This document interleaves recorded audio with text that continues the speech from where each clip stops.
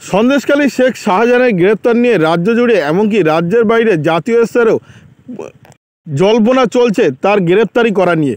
রাজ্য সরকার ব্যর্থ এমনটা মনে করছেন জাতীয় রাজনীতিতে, যে শেখ শাহজাহানকে এখনও পর্যন্ত গ্রেপ্তার না করাতে। প্রায় 1.5 মাস অতিক্রম করেছে, শেখ শাহজাহানকে এখনও পর্যন্ত গ্রেপ্তার করা সম্ভব হয়নি।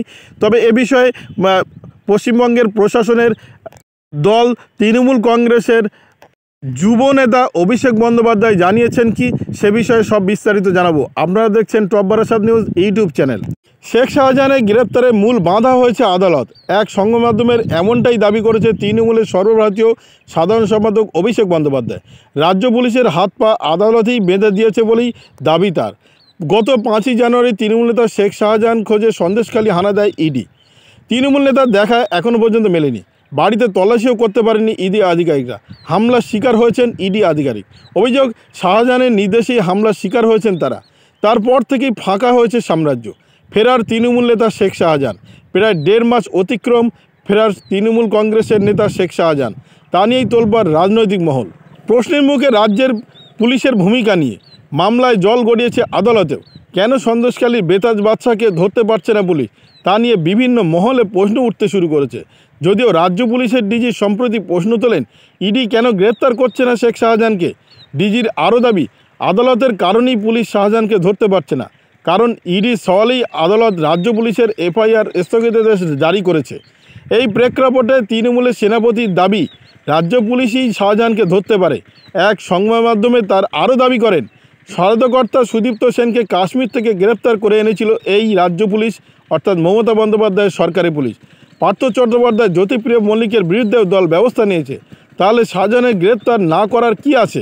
অবশ্যই গ্রেপ্তার করা যাবে, কিন্তু সেটা আটকে রয়েছে আদালতে। আবারও বলি, অভিষেক বন্দ্যোপাধ্যায় দাবি করেছেন শেখ শাহজাহানের গ্রেপ্তারের মূল বাঁধা হয়ে রয়েছে আদালত। এক সংবাদ মাধ্যমের সাক্ষাতে তিনি দাবি করেছেন যে রাজ্য পুলিশের হাত পা আদালতই বেঁধে দিয়েছে বলেই তার অনুমান। গত 5ই জানুয়ারি তৃণমূল নেতা শেখ শাহজাহানের খোঁজে সন্দেশখালী হানা দেয় ইডি, কিন্তু তৃণমূল নেতার দেখা মেলেনি। বাড়িতে তল্লাশি করতে পারেনি ইডি আধিকারিকরা। তার প্রধান কারণ, তাদের উপরে হামলা করে সাধারণ সমর্থকরা। আর সেই সমর্থকরা হামলার ফলে তারা চলে যান এবং তারপর থেকে এখনও পর্যন্ত তাকে খুঁজে পাওয়া যায়নি শেখ শাহজাহানকে। তার সাম্রাজ্য ফাঁকা। ফেরার তৃণমূল নেতা। প্রায় 1.5 মাস অতিক্রান্ত হয়েছে, শেখ শাহজাহানের দেখা এখনও পর্যন্ত মেলেনি।